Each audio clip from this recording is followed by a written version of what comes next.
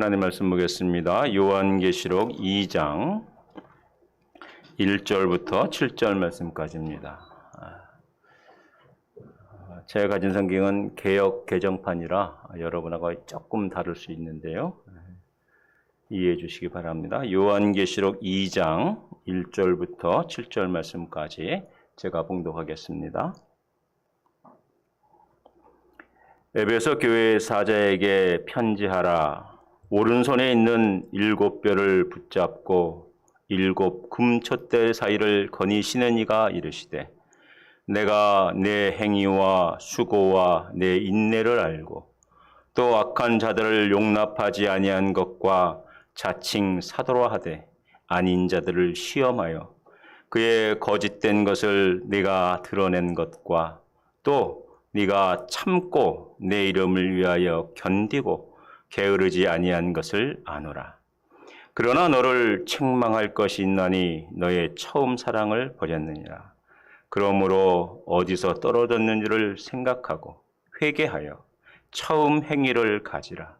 만일 그리하지 아니하고 회개하지 아니하면 내가 네게 가서 내 촛대를 그 자리에서 옮기리라. 오직 내게 이것이 있으니 네가 니골라당의 행위를 미워하는도다. 나도 이것을 미워하노라. 귀 있는 자는 성령이 교회들에게 하시는 말씀을 들을지어다. 이기는 그에게는 내가 하나님의 낙원에 있는 생명나무의 열매를 주어 먹게 하리라. 아멘.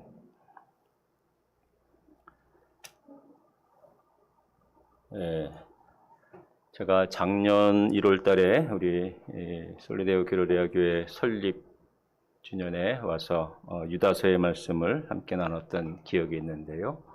우리 김병희 목사님께서 이렇게 말씀의 강단에 초청해 주셔서 다른 교회는 몰라도 이 교회는 제가 선뜻 응해서 오게 되었습니다. 주의 말씀과 진리 가운데서 교회를 이루며 참 개혁교회를 세워가는 일이 쉽지 않을 터인데 이렇게 아름답고 힘있게 세워가는 모습이 참으로 저에게도 힘이 되고 우리 노회사나 또 우리 교단 안에서 또 한국교회 안에서 참 의미 있고 깊은 일이라 이렇게 생각이 듭니다. 계속 앞으로도 이런 주의 은혜 가운데 전진된 모습 속에서 교회를 이루며 세워가기를 원하는 뜻에서 제가 오늘 말씀을 택하였습니다. 요한계시록은 여러분이 잘 알다시피 종말을 사는 마지막 시대에 주께서 사도 요한을 통하여서 주신 말씀입니다. 특별히 요한계시록 2장과 3장은 아시아에 있는 7교회에 있는 교회에게 주신 말씀이죠. 그래서 이 말씀을 좀 해석할 때 주의가 요합니다. 왜냐하면 요한계시록이기 때문에 계시록은 상징적 의미를 많이 담아놓기 때문입니다. 그러니까 7교회라 하는 것도 수아시아에 있는 7교회를 대표적으로 왜 7이라는 교회를 이렇게 대표성을 두고 택하셨는가? 그것은 요한계시록이 갖고 있는 완전한 완전수의 개념을 7이기 때문에 그렇다면 지상에 있는 모든 교회를 오고 오는 모든 세대의 교회를 특별히 예수님의 종말의 때를 기다리는 모든 교회가 어떤 모습의 본질을 갖고 주님이 기뻐하시는 교회를 이룰 것인가 하는 것을 알려주시는 것이죠. 그래서 이 요한계시록의 말씀을 이해해야 되는데 오늘은 다 7교회를 살펴볼 수가 없어서 첫 번째 시작되는 교회 에베소 교회에 대하여 우리가 살펴보려고 합니다. 먼저 1절에 보면 이렇게 시작을 하죠. 에베소 교회의 사자에게 편지하라. 근데 이 시작을 정확히 직역을 하면 이렇습니다. 에베소에 있는 교회 사자에게 쓰라 이런 뜻입니다. 근데 7절을 한번 보시면은 7절을 먼저 보세요. 귀 있는 자는 성령이 누구에게? 교회들에게. 그러니까 모든 교회를 다 염두에 두고 주신 말씀이지 이게 에베소 한 교회만을 두고 하신 말씀이 아니라 이 말입니다.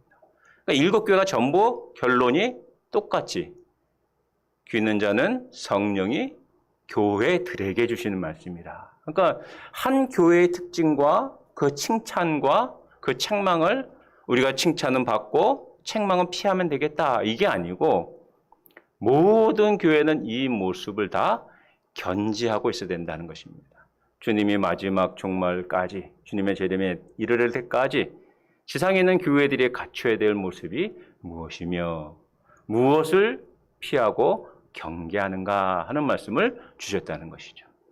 그러면 시작에 에베소 교회의 사자라. 그러면 사자면 어떤 특별한 교회 지도자들에게 주신 말씀일까? 사자기 때문에, 사자란 뜻은 메신저, 심부름꾼 이런 뜻인데요. 근데 에베소 교회 사자라는 말을 해놓고서 뒤에는 교회들에게 라고 말씀하시고, 그래서 어떤 특별한 지도자급에게만 주신 말씀이 아니고 이 말씀은 온 교회 성도들 한 사람 한 사람에게 주신 말씀이라는 거예요.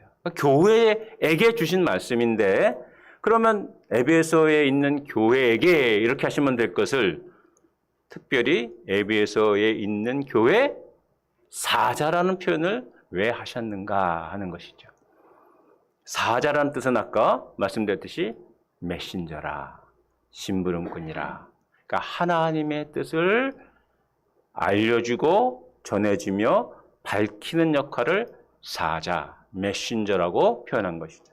그렇다면 에베소에 있는 교회가 갖고 있는, 이 땅의 지상에 있는 교회가 가장 먼저 염두에 둘 게 뭔가? 우리 교회는 메신저라는 것입니다. 어디에 대하여요? 세상에 대하여. 그래서 마태복음 5장에서는 너희는 세상의 소금이요 세상의 빛이라 하셨던 것처럼 교회는 이제 세상을 향하여 하나님의 영광과 위엄과 어미하심과 거룩하심을 드러내는 것이죠. 이런 역할을 강조하여서 에베소에 있는 교회에게라고 하지 않으셨고, 교회의 특별한 하나님께서 세우신 그 목표와 뜻이 뭐라고요? 사자. 그래서 그런 하나님의 거룩함과 하나님의 뜻을, 하나님의 영광을 드러내는 교회에서 반드시 갖춰야 될 것이 뭐냐 하는 것을 지금 쓰라, 기록해서 오고 오는 모든 교회들이 알도록 해라 하시고 보내셨다 이 말입니다. 그럼 그 보내시는 분을 이렇게 설명을 해요. 1절에 오른손에 있는 7뼈를 붙잡고 7 금촛대 사이를 거니시는 이가 이르셨다. 누구지요? 알다시피 우리가 잘 아는 것처럼 예수 그리스도 메시아를 말하죠. 그러면 상징으로 7뼈과 7 금촛대가 무엇인가? 자, 이것은 요한계시록 1장에 있습니다. 1장 12절부터 한번 보시죠. 12절에 7교회 보내라 11절에 말씀하시고 12절에 몸을 돌이켜 나에게 말할 음성을 알아보려고 돌이킬 때, 그러니까 이 요한계시록을 쓰고 있는 사도 요한이 이제 환상을 보면서 몸을 돌이켰을 때 7 금촛대를 보았는데 촛대 사이에 인자 같은 이가 발에 끌리는 옷을 입고 가슴에 금띠를 띠고 그의 머리와 털이 희기가 흰 양털 같고 눈 같으며 그의 눈은 불꽃 같고 그의 발은 풀무불에 단련한 빛과 주석 같고 그의 음성은 많은 물소리와 같으며 그의 오른손에 7 별이 있고 그의 입에서 자유의 날쌘 검이 나오고 그 얼굴은 해가 힘있게 비치는 것 같더라. 자, 7절에요.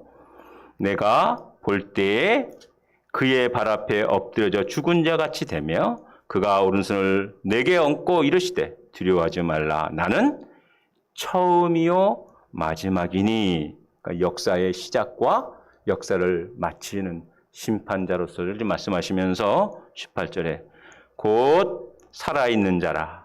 내가 전에 죽었었노라. 볼지어다. 이제 세세토록 살아있어 사망과 음부의 열쇠를 가졌노니 그러므로 내가 본 것과 지금 있는 일과 장차 될 일을 기록하라. 자, 그러면 20절에 내가 본 것은 내 오른손의 7별의 비밀과 또 7 금촛대라. 7별은 7 교회의 사자요. 7 촛대는 7 교회니라. 그러니까 7 교회, 7 별, 7 금촛대는 결국 뭘 말하는 것입니까? 교회를 말해요. 근데 교회를 지금 1절에서, 오늘 살펴본 2장 1절에서는 오른손에 있는 7 별을 어떻게 하고 계세요? 붙잡고 계세요.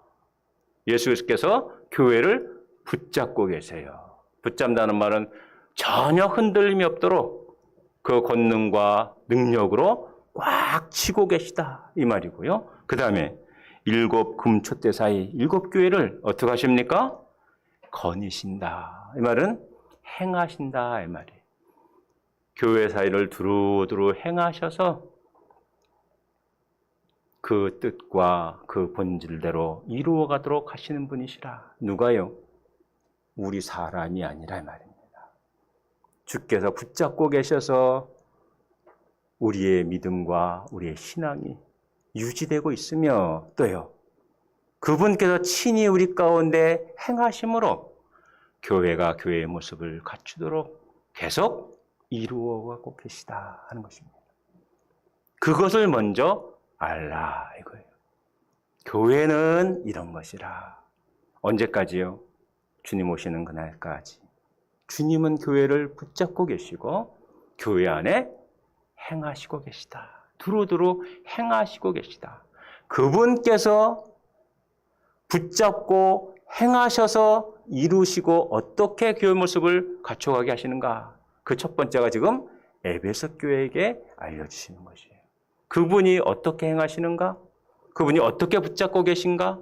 이것을 알라는 것이에요. 그래서 2절에 이렇게 말합니다. 내가가 누구예요? 이 편지를, 이 서신을 보내시는 메시아. 7 별을 붙잡고 7 금촛대 사이를 거니시는 분께서 내 행위와 수고와 내 인내를 알나. 또 계속해 보면은 또 악한 자들을 용납지 아니한 것과 자칭 사도라 하되 아닌 자들을 시험하여 그의 거짓된 것을 내가 드러낸 것과 3절에 또 내가 참고 내 이름을 위하여 견디고 게으르지 아니한 것을 어떻게 하세요? 아노라. 그러니까 안다라는 게 주된 동사예요. 누가 아세요? 주님이 7 별을 붙잡고 계시고 7 금촛대 교회를 교회 안에 행하시는 이께서 우리가 행하는 모든 행위와 수고와 인내를 어떻게 하세요? 안다라는 거예요. 이게 복이에요. 이게 우리가 갖고 있는 가장 복됨이에요. 안다는 것은 그저 지식적 정보를 아는 게 아니죠. 성경에서의 안다는 개념은 아주 특별해요. 제가 우리 솔리데오 그로리아 교회를 아는가 모릅니까? 알지요. 이름도 알고 목사님이 누군지도 알고 알지요. 그런데요, 여러분의 면면에 어떤 일을, 어떤 수고로움을, 어떤 것을 행하고 있는지, 어떤 아픔이 있는지 제가 알겠습니까? 김병영 목사님처럼 그렇게 잘 알겠어요? 모르죠. 근데 안다는 표현은요, 그렇게 세세하게, 세밀하게 부부지간에만 알 수 있는 암을 안다라고 표현하는 것이죠. 주님은 알고 계시다는 것이에요. 우리는 자꾸 주님이 안다면 뭔가 내가 원하는 대로 보상을 주고 어떤 좋은 것들이 있어야 될 것으로 그걸 복이라고 생각하기 쉬운데, 주님은 지금 가장 복됨이 뭐라고요? 주님이 아시는 것이라 이 말이에요. 나를 주님이 알고 계시다는 것이 가장 큰 복이요. 교회가 추구하고 위로를 받고 교회가 힘을 얻는 것은 주님이 우리를 아시는 것이라. 아시는 것이라.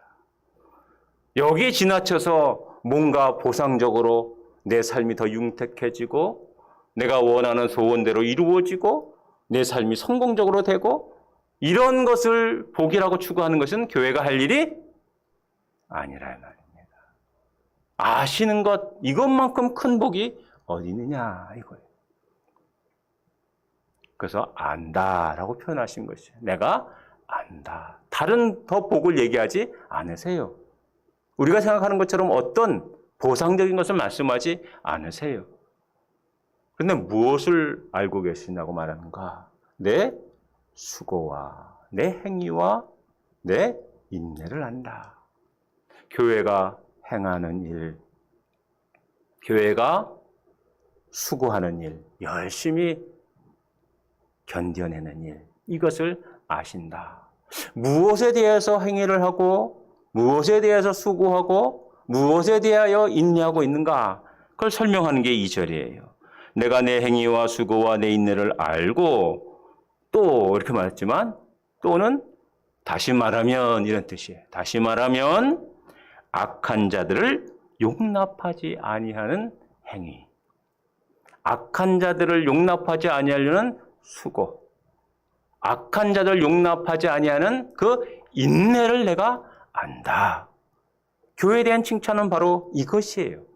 악한 자들을 교회 안에 발붙이지 못하도록 너희가 받아들이지 않은 것을 내가 안다. 이게 교회가 갖고 있는 복됨이에요. 주님이 오른손으로 교회를 붙잡고 주님이 교회사를 행하시면서 이루시는 일이 뭐라고요?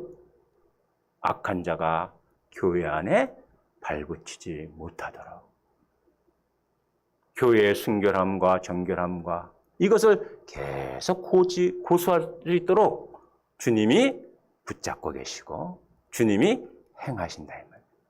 이 일을 교회가 주의 뜻을 따라서 이루고 있는 일, 이것을 참 잘한다.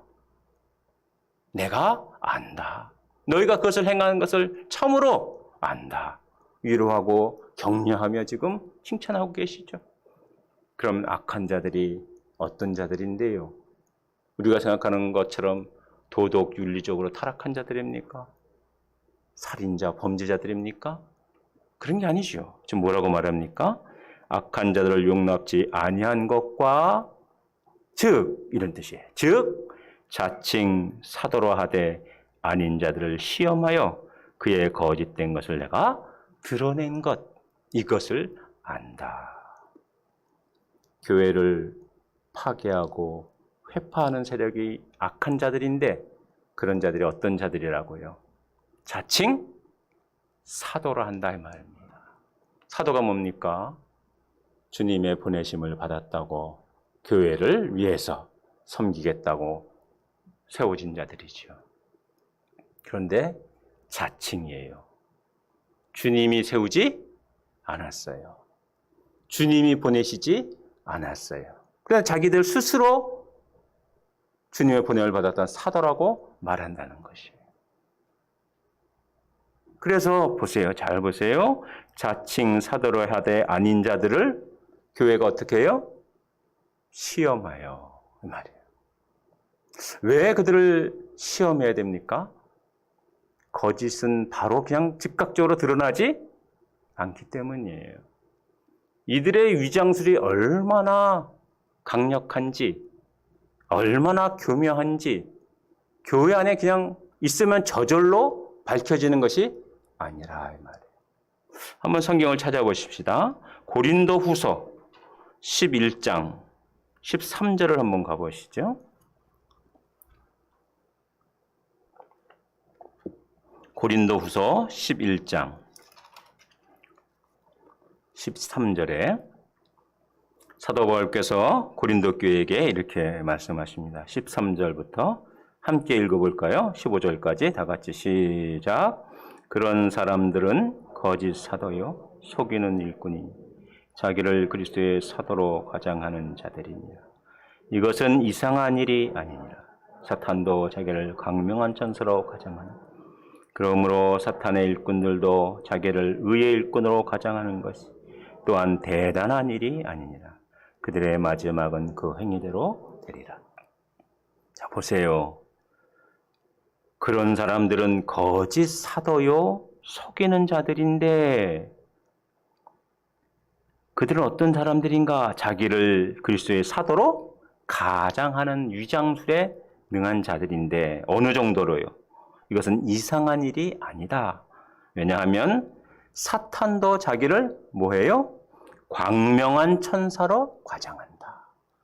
겉모습을 보면 참 천사 같아요. 참 그 모습을 보면 참 거룩한 일을 힘써요. 구제도 잘하고 선한 일도 행하고 경건한 것 같고 능력이 많은 것 같고 가장을 하기 때문에. 그러므로 사탄의 일꾼들도 자기를 의의 일꾼으로 가장하는 것이 또한 대단한 일이 아니라 그들의 마지막은 그 행위대로 되리라. 마지막 심판 때 가야 이게 분명한 사실이 드러날 것이라. 그 전까지는요. 겉모습을 보면 천사예요. 그것도 광명한 천사예요. 빛을 발해요. 참 대단한 거룩을 이루는 분이시네. 대단한 경건을 가지신 분이시네. 이렇게 따르게 돼 있단 말입니다. 누구를요? 교회에 보낸 거짓된 사도를. 위장술에 능한 사도를 이와 같이 따르게 되게 만드는데 에베소 교회는 이것을 거짓됨을 드러내기 위하여 악한 자들을 받아들이지 않기 위하여 시험하는 일을, 그 행위를, 그 수고를, 그 인내를 부단히 이루었다 이 말입니다. 주님은 이것을 아신다. 교회가 이 일을 행한 것을 안다. 이 쉽지 않은 일을 행한 것을 안다. 시험을 해야 돼요. 이 말이에요. 그 시험했다는 말은 비교했다는 거예요. 무엇과 비교했을까요? 기준이 있어야 될 거 아니에요. 기준이 있어야 그 잣대가 있어야 그것을 따라서 이것이 잘못된 부분이구나. 이것이 광명한 천사로 위장한 것이구나. 기준을 알아야지요. 기준이 뭘까요? 자, 에베소 교회에 보낸 또 사도 바울의 말씀을 보십시다. 사도행전 20장을 한번 가보세요. 사도행전 20장 17절에 이렇게 말합니다. 사도행전 20장 17절에 바울이 밀러드에서 사람을 에베소로 보내어 교회 장로들을 청하니, 자, 바울이 밀레도라는 곳에서 사람을 어디로 보내요? 에베소로 보내서 에베소 교회의 장로들, 섬기는 사람들을 초청해서 지금 말합니다. 그 다음에 이렇게 말을 했어요. 28절로 가보십시다.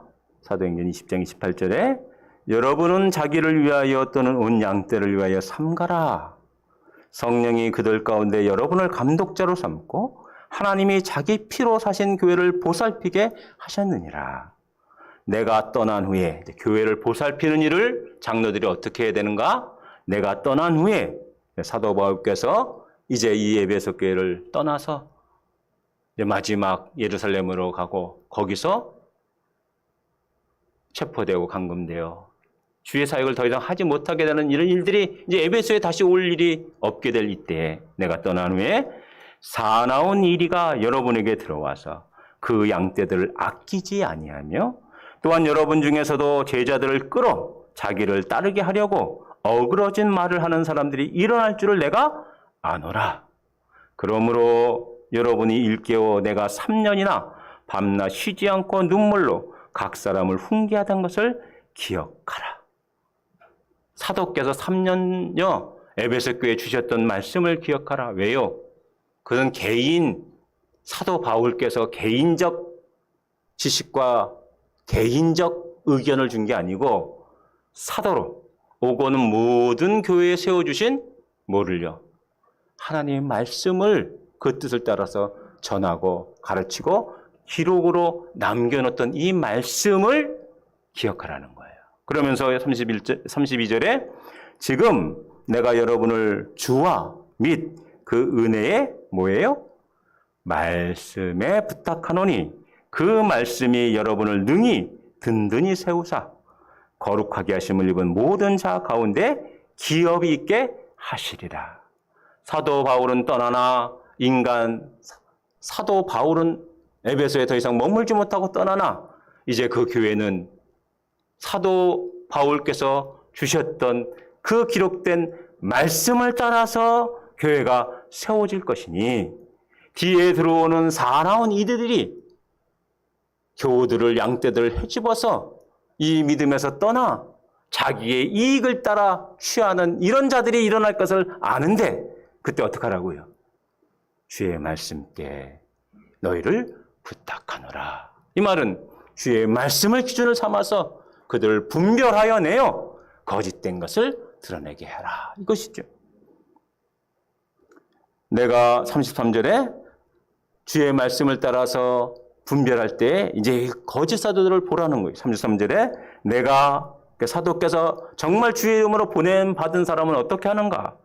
아무의 은이나 금이나 의복을 탐하지 아니하였고 여러분이 아는 바와 같이 이 손으로 나와 내 동행들이 쓰는 것을 충당하여 범사에 여러분에게 모본을 보여준 바와 같이 수고하여 약한 사람들을 돕고 또 주 예수께서 친히 말씀하신 바 주는 것이 받는 것보다 복이 있다 하심을 기억하여야 할지니라. 자, 기억하세요. 첫 번째는 주의 말씀께 부탁하여서 그 말씀의 기준을 따라서 분별하고 그 다음엔요. 그 말씀 따로 행한다면 이 보냄을 받은 사도는 어떻게 행해야 돼요? 금이나 은이나 의복을 자기의 이익을 유익을 탐하는 자들이 되어서는 결코 안 되며 그것이 광명한 천사로 가장된 듯하도 자기의 욕심과 야심을 채우는 사람이라면 아무리 올바른 하는 말씀을 전해도 그들은 거짓이라는 것을 기억하라. 그럼 적극적으로 어떻게 해요? 구제하는 사랑으로 약한 자들을 주의 말씀으로 돕고 세울 뿐만 아니라 실질적으로는요. 구제로 그 물질을 자기를 위하여 금과 은과 의복을 채우는 게 아니고 형제를 이웃을 돕고 사랑하는 참된 긍휼과 사랑을 베푸는 자들이 진실한 자들이니 그런 자인가 아닌가를 어떻게 하라고요? 분별하라 이거죠. 사도께서 이것을 지금 부탁하고 당부해 놨어요. 그래서 오늘 에베소 교회 요한계시록에 가니까 뭐라고요? 악한 자들을 용납지 아니한 것 참 훌륭한 일이며 이를 위해서 행하고 수고하고 인내한 것 주께서 아신다. 그런데 어떤 방식으로요? 그들을 이 말씀에 기초하여 기준으로 삼고 시험하였어요. 내 감정을 따라서 나의 기분을 좋게 하면 주님이 보낸 사도요. 나를 좀 기분 나쁘게 하면 거짓이요. 이런 식으로 주관성을 갖고 분별하며 판단한 것이 아니고 무엇으로요? 주님이 주신 객관적인 주의 말씀과 이 진리를 기준을 따르고 또요 그에 따르는 행위들을 진심인가 아니면 사도 거짓된 사도들이 자신의 욕망을 야심을 채우려는 것인가? 오늘날 교회들이 목사가 사람들을 끌어모아 대형 교회를 이루려고 하는 그 뜻이 어디에 있는가? 좀 조심스럽지만요. 다 그런 건 아니겠지만 목사 개인의 성공과 야심을 채우려고 한다면 아무리 훌륭한 말씀을 전하고 아무리 경건하고 거룩한 모습을 보인다 할지라도 그건 뭐예요? 광명한 천사와 다름이 없다 이 말이에요. 조심하라. 에베소 교회는 이 일을 잘했으며 주님 오시는 그날까지 오고 오는 지상의 모든 교회들은 이 일을 행해야 된다. 이걸 안다라고 말씀하세요. 잘하고 있다. 교회는 이렇게 행해야 된다 말씀하시는 것이죠. 3절에 또 이렇게 다시 반복을 해요. 또 내가 참고 내 이름을 위하여 견디고 게으르지 아니한 것을 안노라. 반복되는 단어를 우리말로는 번역을 좀 다르게 했지만 내가 참고라는 말은 인내라는 2절에서의 인내라는 단어와 같은 단어고요. 내 이름을 위하여 견딘다. 이 말은 행한다는 단어와 같은 단어고요. 게으르지 아니한 것. 이 말은 수고라는 단어와 같은 단어인데 번역을 이렇게 했어요. 그러니까 악한 자를 용납지 아니하는 일에 참아냈어요. 이 말은 한두 번 하면서 왜 안 고쳐지지? 왜 우리 교회는 맨날 이 일을 해야 되지? 지치고 포기하는 이런 일이 아니고 게으르지 아니했다는 말은 부지런히 일을 끊임없이 이루면서 참고 참으며 그 일에 수고 계속 열심을 냈어요. 교회는 이런 일을 참 잘했다 이 말입니다. 주님은 이것을 아신다라고 말해요. 너희가 이런 일을 행하는 일이 참으로 교회를 세우신 뜻을 따라서 잘 행하고 있구나. 훌륭하다. 종말을 사는 모든 교회들은 이 일을 행해야 된다 이 말입니다. 교회 안에 들어오는 광명한 천사 같으나 교회를 자신의 야망과 꿈을 이루게 하여 수단과 도구로 사용하는 이 일이 발붙이지 않도록 부지런히 주의 말씀에 비추어 이 일을 용납하지 아니해야 된다 이 말입니다. 그런 사람이 이 안에 들어와 직분을 갖고 무슨 일을 행하려고 할 때 교회는요. 내 감정과 내 기분에 따라 그 사람을 내치고 판단하는 일이 아니고 교회는 이 일을 위해 치료를 행하되 어떻게 해요? 주의 말씀의 기준을 따라서 이 일을 잘 분별해내 교회 안에 더 이상 이 일이 발붙이지 못하도록 힘써야 된다. 종말에는 더욱더 교회들이 이런 혼탁한 일에 휘둘리게 될 터이니 이 일을 어떻게 해요? 부단히 수고롭게 흔들리지 말고 인내하며 참으며 게으르지 말아라 이 말입니다. 에베소 교회는 이를 칭찬하셨어요. 이 일을 해야 된다라고 말씀하셨어요. 그런데 지상에 있는 교회가 모두 완전할 수는 없지요. 에베소 교회도 흠이 있었어요. 그래서 4절에 이렇게 말합니다. 그러나 너를 책망할 것이 있나니 너의 처음 사랑을 버렸느니라. 처음 사랑. 이 처음 사랑이라는 것이 여러 뜻으로 해석이 가능하지만 주님의 은혜로 주님을 처음 믿게 되었을 때 가졌던 사랑을 의미하겠죠. 죄악 가운데 영원히 멸망받을 수 없는 그런 자를 주께서 사랑해 주신 그 사랑을 입었던 걸 말하기도 하겠죠. 그런데 우리가 아까 사도행전 20장에서 살펴본 것처럼 사도께서는 그 사랑을 어떻게 표현했어요? 약한 자를 돕는 일이라고 말씀하셨죠. 그 사도가 진실한지 아닌지, 일인지 아닌지를 분별하는 일은 주의 말씀의 기준을 따라 판단할 것이요. 또 하나는요. 어떤 이익이나 이득을 위해서 하지 않고 도리어 약한 자들 위하여 돕는 행위를 하는 것. 이게 사랑이라는 것이에요. 마태복음 5장을 우리가 여러분은 들으셨었겠죠. 마태복음 강의를 하셨다 그러니까 심령이 가난한 자는 복이 있나니 천국이 저들의 것이요.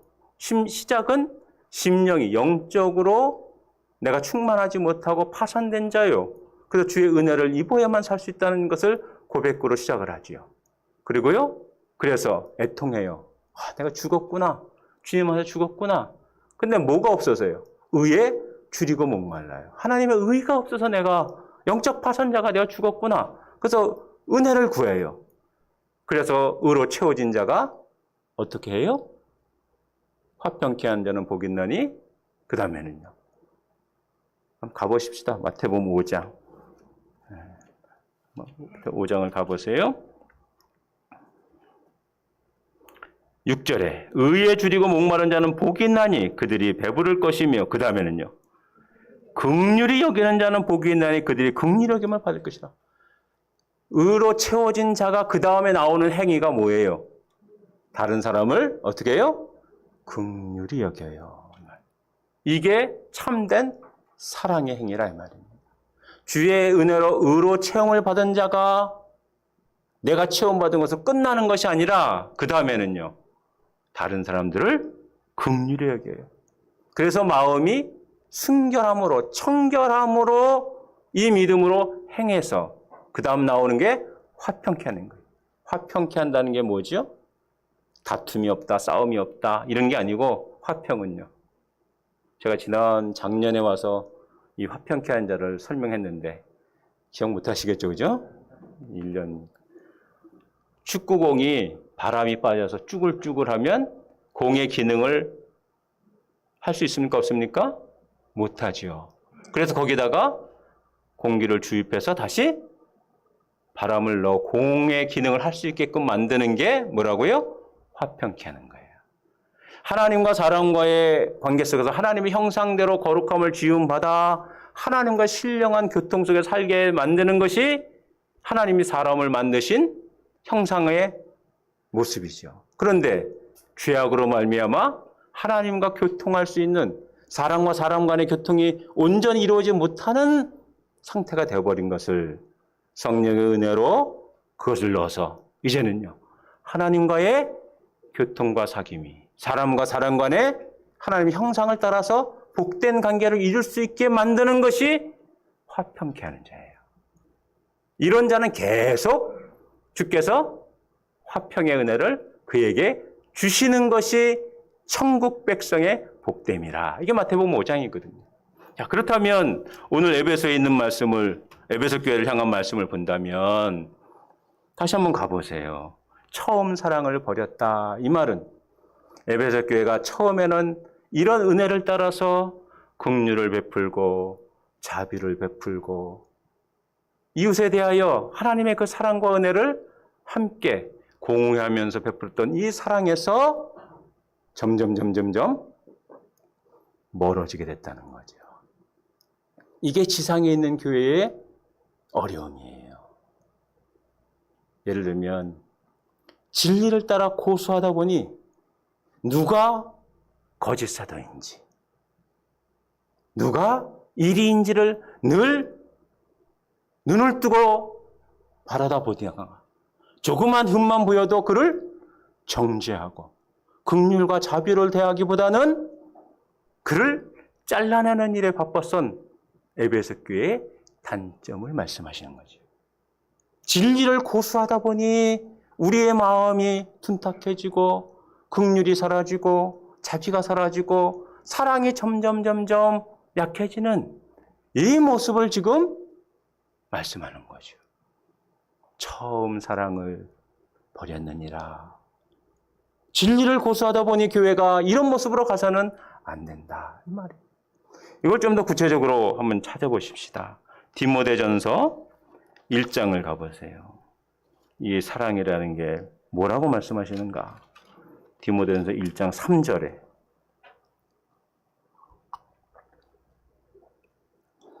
사도 바울께서 자신의 모든 삶을 이제 이 땅의 지상의 삶을 끝내고 정리하면서 에베소 교회를 섬겨야 할 사도 바울의 뒤를 이어 2대 담임 목사로 누굴 세우세요? 디모데를 세워요. 그래서 디모데에게 이제 유언과 같은 말씀으로 자신의 삶을 마감하고 떠나면서 디모데에게 알려주시는 것이에요. 디모데전서 1장 3절에 이렇게 말합니다. 내가 마게도냐로 갈 때 너를 권하여 어디에요?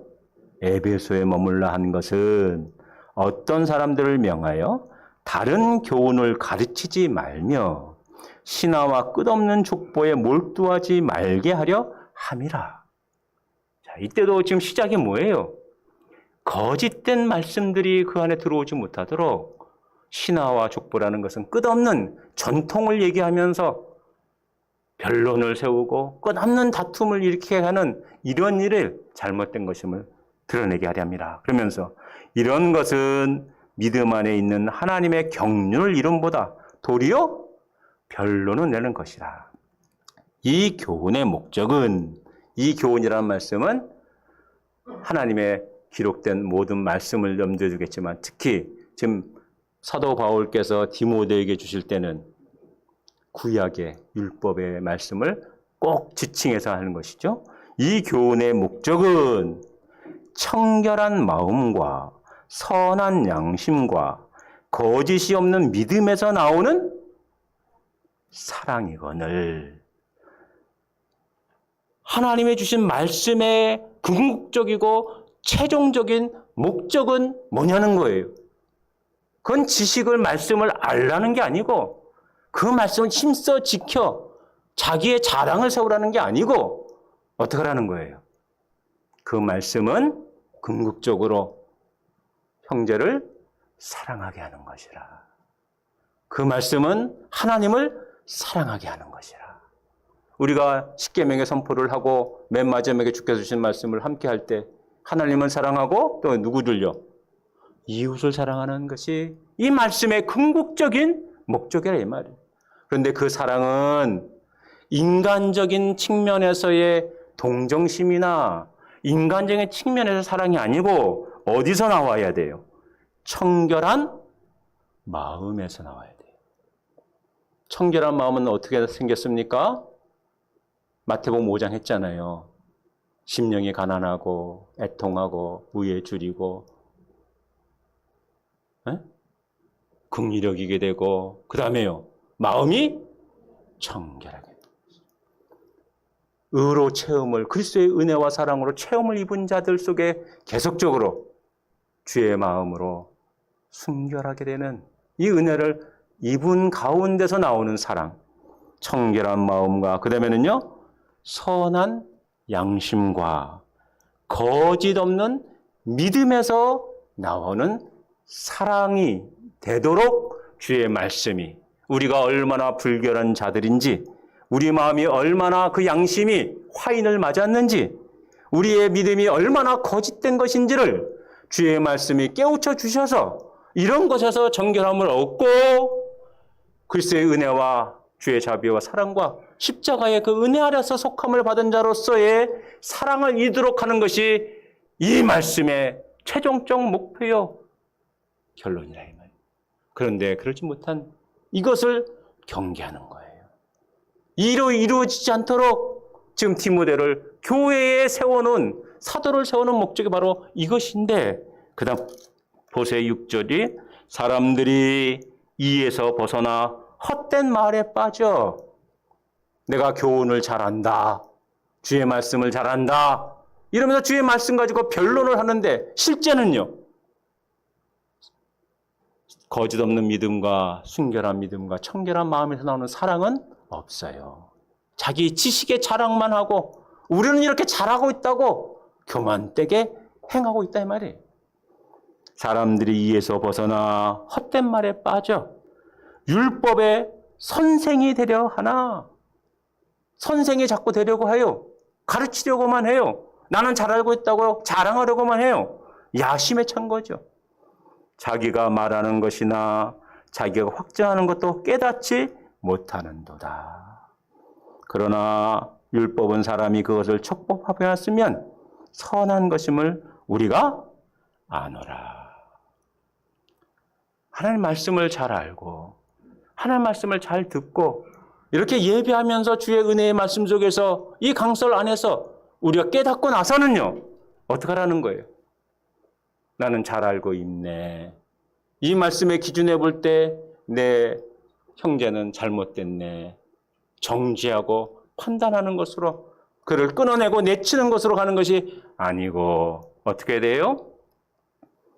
청결한 마음과 선한 양심과 거짓 없는 믿음에서 그 형제를 진심으로 사랑하서 바른 믿음 안에서 이루어지게 하고 그 형제의 어려움을 함께 아파하면서 사도께서 장막을 깁고 벌었던 그 물질을 내놓아 함께 나누며 함께 구제하며 함께 생활했던 이 부분을 기억하라.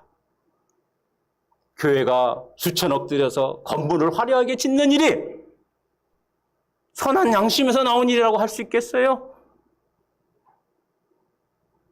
예배할 장소만 있으면 만족하며 그곳에 따라서 나머지는요, 긍휼로, 자비로 이런 선한 일들을 행하도록 이 말씀이 우리를 가르치고 지도하는데, 그게 아니고 자신의 야심을 채우기 위하여, 자신의 이름을 드러내기 위하여 이루어지는 이 일을 지금 사도는요, 디모데에게 경계하고 또 경계하는 것이에요. 하나님 말씀을 아는 일에 현역이 되어서 옛날 족보를 따지고 신화의 얘기를 막 끌어들여서 자기가 잘 아는 것처럼 이런 일로 교회 안에 행하는 일이 없도록, 결국은 뭘 하도록요? 그 말씀을 통하여 주의 긍휼과 주의 자비와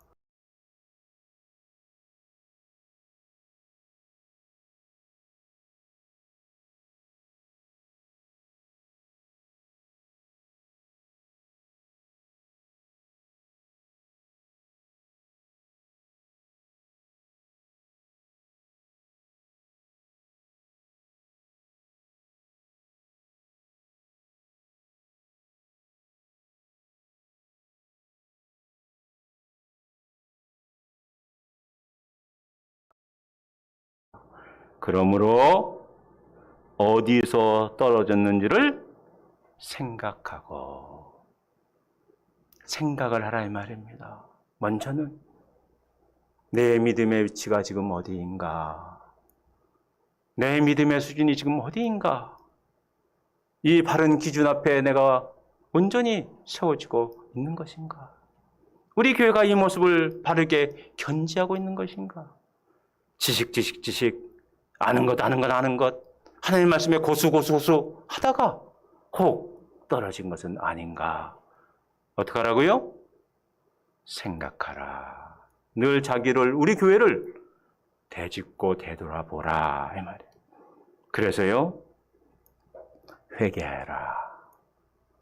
거기서 미치지 못한다면 회개해라 이 말이에요. 제가 지난번에도 말씀드렸어요. 작년에도 가룟 유다와 베드로의 차이. 가룟 유다 예수님을 배반하고 팔았죠. 베드로도 죽음 앞에서 예수님을 3번씩 부인하고 팔았어요. 근데 두 사람의 차이는 뭡니까? 베드로는 눈물로 회개했다면 가룟 유다는요, 스스로 목매달아 창자가 다 흩어지는 비참한 죽음으로 맞춰졌어요. 한마디로 말하면 회개와 회개치 않은 자의 차이죠. 그게 무슨 차이입니까?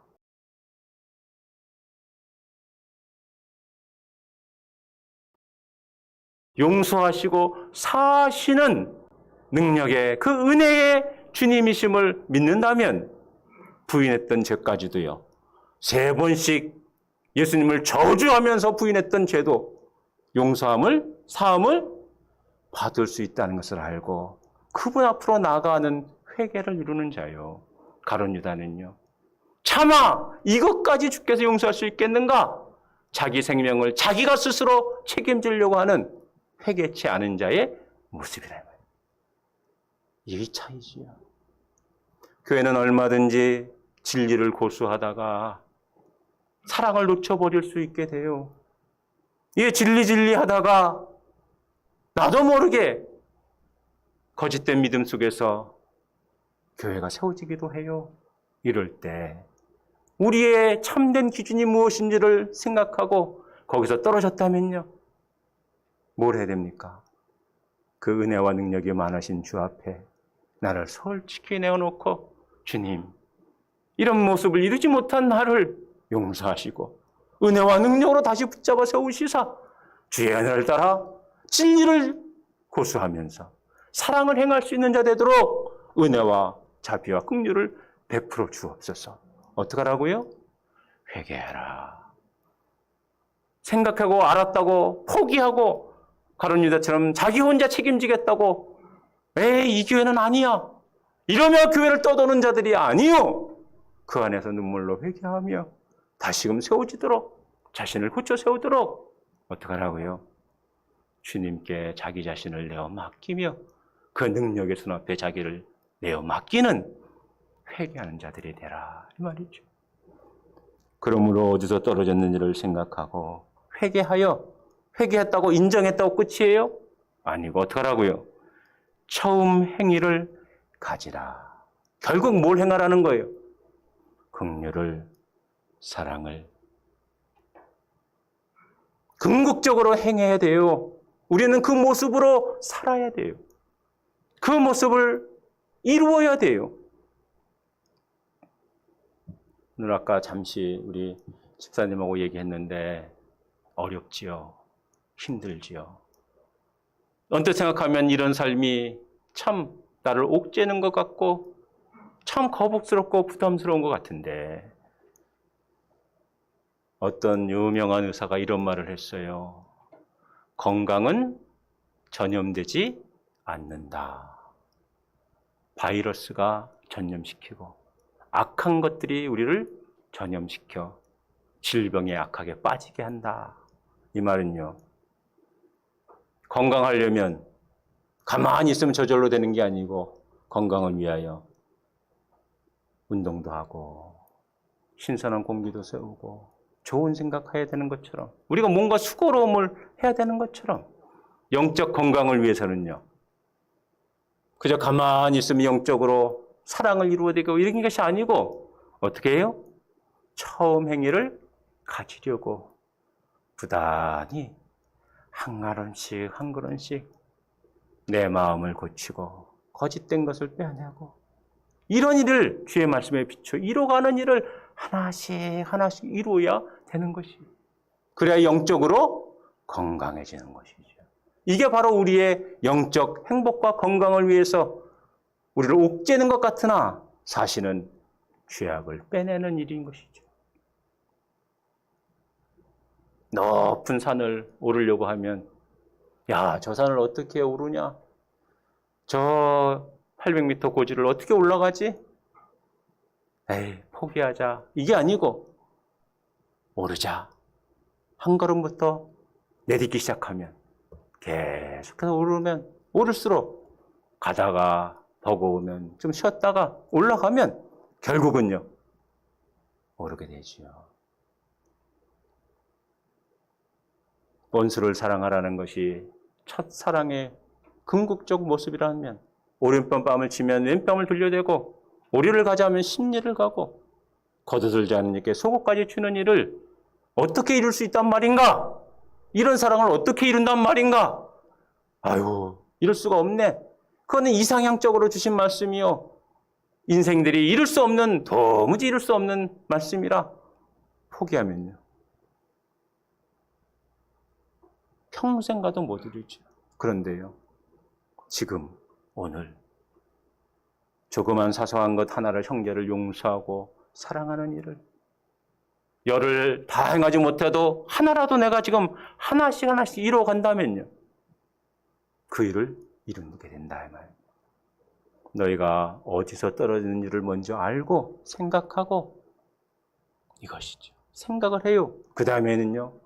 주의 능력이 앞에 그 능력을 힘있도록 회개하고 그 다음에는요. 내 삶에서 하나씩 하나씩 처음 행위를 갖도록 행하라. 주님 말씀하시는 것이. 오고는 모든 지상에 있는 종말을 사는 교회들에게 이 말씀을 하시는 것이. 그러므로 어디서 떨어진 일을 생각하고 회개하여 처음 행위를 가지라. 만일 그리하지 아니하고 회개하지 아니하면 내가 내게 가서 내 촛대를 그 자리에서 옮기리라. 굉장히 어미하신 말씀이죠. 내 촛대를 그 자리에서, 촛대가 있어야 할 그 자리. 처음 주셨던 말씀, 에베소 교회 누구에게? 사자에게. 교회가 세상을 향하여 소금이요 빛으로서 있는 그 자리. 그 자리에서 이제 교회는 더 이상 교회의 모습이 아니라 옮겨져 버린다 말입니다. 어떻게 돼요 그러면요? 다만 쓸데가 없어서 밖에 버려져 사람들에게 짓밟힐 뿐이니라. 그러죠? 교회가 교회의 참된 모습을 견지하지 못하고 잃어버리면 결국 교회는요, 세상에 버려진 바 되어서 사람들의 손가락질과 짓밟힐 뿐이 되지요. 교회가 우스운꼴로 사람들에게 짓밟히는 수모와 수치를 당하게 된다. 더 이상 교회가 아니요 동호회 단체로서 남아 주님은 그 교회를 붙잡고 거니시는 것이 아니고 이제는 버려진 존재들이 돼요. 교회라는 간판은 내걸고 교회라는 이름을 가지고 있어요. 그런데요, 교회로서의 세상을 향한 소금과 빛, 하나님의 영광과 하나님의 거룩하심과 하나님의 어미하심과 주님의 그 자비와 그 사랑을 드러내지 못하는 더 이상 교회가 아닌 모습으로 인간의 회집과 인간의 모임과 인간의 동호회 단체처럼 그저 즐기며 노는 곳이 되어버리는 이런 형태가 되도록 주님이 어떻게 하신다고요? 옮기리라. 그런데 가만히 보세요. 5절에 만일 그리하지 아니하고 회개하지 아니하면 내가 내게 가서라고 말씀했어요. 이 가서라는 시제가 현재예요. 갈 것이다라는 말이 아니에요. 미래가 아니에요. 종말의 심판대를 말하는 게 아니고 바로 오늘 즉시 주님께서 그 교회를 향하여 오늘 현재 버려두시겠다 이 말이에요. 앞으로 될 일을 말씀하시는 게 아니에요. 지금 지상에 있는 교회들이 이 모습을 온전히 견지하지 못하면 주님께서 그 교회에 가서 더 이상 교회로서의 역할을 하지 못하도록 버려버리시겠다 이 말입니다. 굉장히 엄미하신 말씀이죠. 교회라고 다 교회가 아닌 것이에요. 이런 일에 있어서 우리 솔리데오 그로리아 교회는 주의 앞에 열심을 내며 주의 말씀 앞에 거짓된 것들이 용납하지 않도록 힘쓰시는 것, 그러면서 주의 사랑과 주의 은혜와 자비와 긍휼을 선한 영향력으로 퍼지게 하는 일을 힘쓰는 줄 압니다.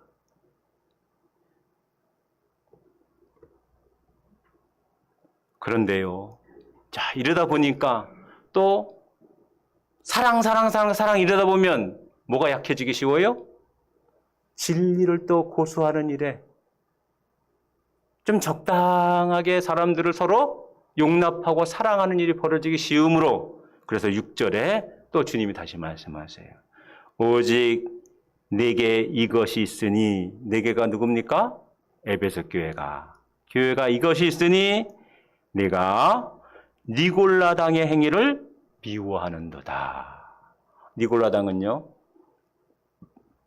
이제 뒤에 가면 계속 나와요. 한번 2장 14절을 한번 보세요. 요한계시록 2장 14절. 그러나 내게, 버가모 교회가 말씀하시는 것이에요. 내게 두어 가지 책망할 것이 있나니 거기 내게 발람의 교훈을 지키는 자들이 있도다. 발람이 발락을 가르쳐 이스라엘 자손 앞에 걸림돌을 놓아 우상의 제물을 먹게 하였고 또 행음하게 하였느니라. 이와 같이 내게도 니골라당의 교훈을 지키는 자들이 있도다. 그러니까 니골라당의 특징이 뭐냐 하면, 발람이 구약시대에 발락이 요구했던 대로 발람이 행한 일. 그러니까 유다서 할 때도 제가 말씀을 드렸는데 뭐 아직 기억은 못 하시겠죠? 발람이, 이방 왕 발락이 이스라엘을 좀 선지자로서 망하도록 기도해달라, 선언해달라 이랬는데 발람이 말합니다. 나는 하나님 뜻대로만 하겠다. 그러면서 거부를 해요. 그러자 발락이 또 사신을 보내고 금은보화를 보내고 명예를 주겠다고 꼬드기니까 발람이요, 못 이기는 척하면서 그를 따라가요. 그런데 하나님께서 발람을 제압하셔서 발람이 이스라엘을 저주하기보다는 축복의 선언을 하도록 만드셨어요. 그래서 이스라엘은 망하지 않았어요. 하나님이 약속의 땅 가나안으로 가게끔 되어버렸어요. 그러자 이 발람이 발락의 뜻대로 되지 않으니까 어떻게 꼬드기냐면 이스라엘이 망하는 법이 있는데 그것은 우상을 섬기게 하고 여사제들을 통해서 행음하도록 만들면 하나님 앞에 죄악을 범하여 이스라엘이 망할 것이다. 이 일을 꼬드겨 발락이 발람의 그 말을 따라 이스라엘에게 행하여서 지금 여기 말한 것처럼 이스라엘 전 앞에 걸림돌을 놓아 우상의 제물을 먹게 하였고 또 행음하게 하였느니라. 그래서 이스라엘이 하루에 24,000명이 죽어버리는 일이 벌어지죠. 자, 이와 같은 일을 어디가 니골라당이라고 하는 신약의 이런 그룹들이 행했단 말입니다. 니골라라는 말은 니골라가 사람 이름이에요. 여러 가지 학설이 있는데 한번 우리 또 사도행전을 가보십시다.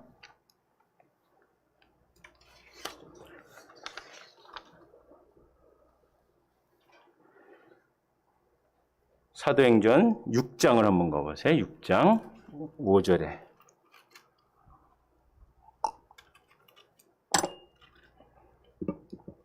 여러분이 잘 아는 것처럼 사도행전 초대교회를 세울 때 7 집사를 세우죠. 네, 그때 한 사람이에요. 5절에 보면 온 무리가 이 말을 기뻐하여 믿음과 성령이 충만한 사람 스데반과 또 빌립과 브로고노와 니가노르와 디몬과 바메나와 유대교에 입교했던 안디옥 사람 누구를? 니골라를 택하여 사도들 앞에 세우니 사도들이 기도하고 그들에게 안수하니라. 니골라라는 사람인데 이 사람은 이방인이었어요. 그래서 그 앞에 수식어를 붙였죠. 유대교에 입교했던 안디옥 사람이라. 이렇게 말해요. 유대교에 입교한 사람이. 이방인으로서 유대교에 입교했던 이 사람 니골라를 7 집사로 세웠어요. 이 집사는 여러분이 생각하는 것처럼 그냥 기능적으로 구제하고 사업을 이렇게 하는 집사, 오늘날의 집사의 개념이 아니고 초대교회 때 말씀을 선포하고 가르치는 복음 전도자로서의 기능도 했죠. 그러니까 스데반 같은 경우 주의 복음을 전하다가 돌에 맞아 죽기도 하고, 그죠? 빌립은요, 간디게 내시를 복음을 전해서 그에게 세례까지 주는 일을. 그러니까 집사라는 개념이 그냥 단순히 오늘의 그런 집사의 기능을 하는 사람들이 아니고 초대교회에 복음 전도자로서 세웠던 사람. 그래서 니골라의 가르침을 따라서 교회가 세워지고, 이 초대교회 이 니골라는 잘못이 없을 수도 있어요. 바른 복음의 사도로 집사로 세워져 복음을 전한 자로 갔지만 그 뒤를 잇는 사람들이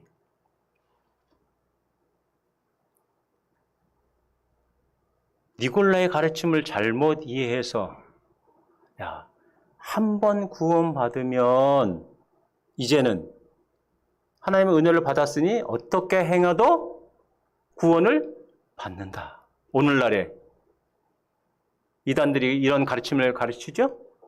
한 번 의를 주입받았으면 그 다음에는요, 어떻게 행하든지 우리를 구원하실 것이니 그냥 마음대로 살자.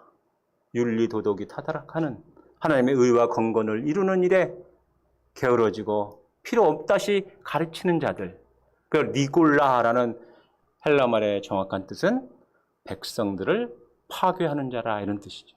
그래서 니골라라는 이 집사를 따라서 추종하던 무리들일 수도 있고, 아니면 그 니골라라는 하나님의 백성을 파괴하는 자들이라는 초대교회 때 명칭일 수도 있고, 정확한 건 모르겠어요. 성경에서 말하고 있지 않기 때문에.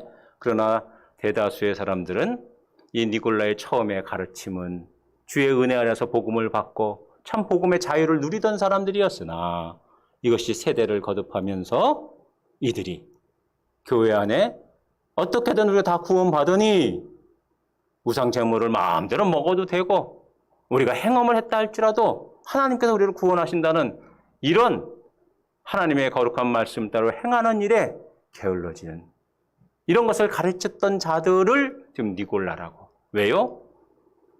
발람처럼 자신의 욕망과 야심, 물질에 어두워서, 눈이 어두워져서 자기 부패한 욕망과 악한 본성을 따라서 그저 사는 일이 더 좋기 때문에 하나님의 말씀과 진리와 사랑을 이루는 일이 너무나 힘들어서 그것이 나의 삶을 옥죄고 힘들게 하고 버겁게 하니 그거 적당히 안 해도 돼라고 가르치고 있는 니골라당 이 말이에요. 그것을 어떻게 한다고요? 6절에 오늘 본문을 다시 보면 오직 내게 이것이 있으니 에베소 교회가 잘하고 있는 일이 있단 말입니다. 내가 니골라당의 행위를 미워하는도다. 에베소 교회가 잘하고 있다. 처음 사랑을 놓치긴 했으나 이 진리를 고수하면서 이 진리를 분별해내면서 이런 자들을 용납지 아니하고 교회 안에 발붙이지 못하도록 교회를 이끌고 있는 한 잘하고 있다. 나도 이것을 미워하노라. 사랑, 긍휼 이러다가 진리를 또 놓쳐버린 일은 옳지 않다. 사람은 뼈와 살로 채워지듯이 교회는 진리와 사랑 두 가지가 다 있어야지 뼈만 있어도 안 되고 살만 있어도 안 되는 일이라 이 말입니다. 교회는 이 둘이 같이 있어야 된다. 이게 사람을 이루듯이 교회는요. 진리를 고수하는 일이 늘 있어야 돼요.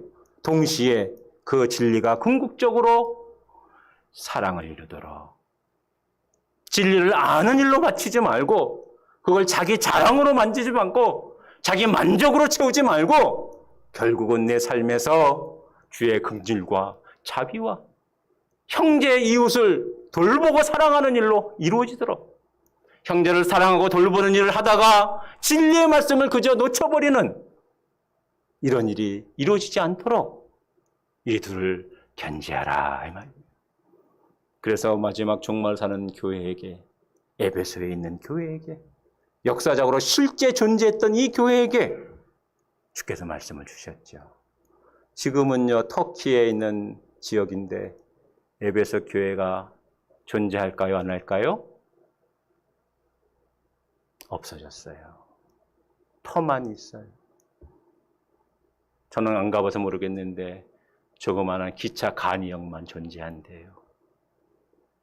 내가 가서 그 촛대를 옮기리라 했던 주의 말씀대로 이 교회는 지상에서 사라졌지요. 그러니까 어떻게 해야 되겠어요? 이제 어떻게 하라는 거예요? 7절에 이렇게 말씀하십니다. 귀 있는 자는 성령이 교회들에게 하시는 말씀을 들을지어다. 귀 있는 자는 이거는 물리적 귀를 말하는 게 아니겠죠. 영적 귀, 이 말은요. 말씀을 들을 귀, 말씀에 깨닫는 은혜의 귀를 가진 자들. 이미 이 말씀이 내 안에서 깨달음을 주고 내 마음에서 역사하고 있는 자들은 누가요? 성령께서 교회를 붙잡고 교회 가운데 행하시는 일을 누굴 통해서? 성령을 통해서 행하신다는 말. 성령이 행하시는 일은 뭐예요? 오고 오는 세대에게 주의 말씀을 떠오르게 하고 주의 말씀을 가르치시고 주의 말씀을 통해서 계속 진리 가운데로 인도하시는 분이 성령님이시죠. 그 성령님께서 교회들에게 하시는 말씀을 어떻게 해요? 들을지어다. 아니 이미 말씀을 들을 귀를 가졌고 깨닫고 있는데 뭘 또 들어야 돼요? 계속 반복적으로 이 말씀을 듣고 들어야 된다. 성령이 교회들에게 하시는 말씀을 계속 듣고 들어야 된다. 잠언 12장 27절에서 이렇게 말합니다. 게으른 자는 그 잡을 것도 사냥하지 아니하나니 사람의 부귀는 부지런한 것이니라. 잠언을 일상의 우리의 삶에서 윤택함을 말하는 게 아니지요. 하나님의 성경의 말씀은 영적 성령의 은혜를 그 은혜를 알려주시는 것인데 잘 보세요. 게으른 자는 그 잡을 것도 사냥하지 아니한다. 이렇게 우리말로 번역했는데 히브리 성경의 더 정확한 뜻은 이렇습니다. 게으른 자는 그 사냥한 것도 굽지 아니한다. 사냥을 해왔어요. 그런데요. 구워 먹어야 되는데 안 굽는다 이 말이야. 어떤 자가요? 게으른 자가. 귀 있는 자는 성령이 교회들이 하시는 말씀을 들으라 이 말은요. 깨달은 마음을 주셨는데 나 이상 더 이상 듣는 게 귀찮아. 뭐 다 아는 거 들을 필요 없어가 아니고 어떡하라고요? 굽듯이. 매 끼니마다 똑같은 음식을 왜 또 먹고 또 먹고 구워 먹어요? 우리 일상의 삶에 이 육신적 생명을 유지하기 위해서도 먹듯이 영적 생명을 유지하는 일에 있어서 어떡하라고요? 부지런히 주의 말씀을 들어라. 잠언 19장 24절에서는 게으른 자는 자기의 손을 그릇에 넣고서도 입으로 올리기를 괴로워하느니라. 숟가락을 넣어서 밥을 퍼서 어떻게 해야 돼요? 입에 넣어야 먹는 거지 이 말이죠. 성령께서 주의 말씀을 주시고 강설을 하시는 이 강단을 주시고 매주 들려주시는 말씀을 듣는데 이것을요 내 입으로 채워넣어 내 것으로 삼는 이 일을 하지 않는 것이요 영적 게으른 자들이요 영적 망하는 자들의 길이라 이 말입니다. 그래서 잠언에서는 이것을 금한 것이에요. 부지런해라. 개미가 하는 것을 봐라. 주의 말씀을 듣는 일이라면 부지런하고 힘써야 되고 귀 있는 자는 성령이 교회들에게 하시는 말씀을 또 어떻게 하라고요? 들어라. 듣고 또 들어라. 듣고 또 들어라. 내 부패한 본성의 내 악한 본성이 나를 지배하고 있고 우리가 발걸음을 나가 세상을 나가기만 하면 세상의 교육, 철학, 사상이 그렇게 살면 되겠어? 그래 말씀대로 산다고 네가 살 수 있겠어? 끊임없이 들어오는 이 사조 속에서 어떡하라고요? 주의 말씀을 듣고 그 말씀을 힘을 삼고 고기를 굽듯이 굽고 숟가락을 떠넣듯이 내 안으로 내 속으로 내 마음에 내 영혼에 끊임없이 드리도록 해라. 귀 있는 자는 성령이 교회들에게 하는 말씀을 들을지어다. 이게 주님이 교회를 붙들고 계시는 방식이요. 교회 가운데 행하시는 방식이에요. 주의 말씀을 주시고 그 말씀을 듣도록. 듣고 또 듣도록. 그래서 우리에게 주어지는 게 뭡니까? 마지막 결론은 이렇게 말씀하셔요. 이기는 그에게는 내가 하나님의 낙원에 있는 생명나무의 열매를 주어 먹게 하리라. 이기는 그에게. 이건 영적 전투와 전쟁이라는 것이죠. 그렇게 긴박하고 촉박하다는 거예요. 그저 가만히 평안한 시대가 아니요. 싸워야 할 시대예요. 종말을 사는 우리 모든 교회와 성도들은 이 영적 전투 앞에 서 있다 말입니다. 여기서 이기라 말입니다.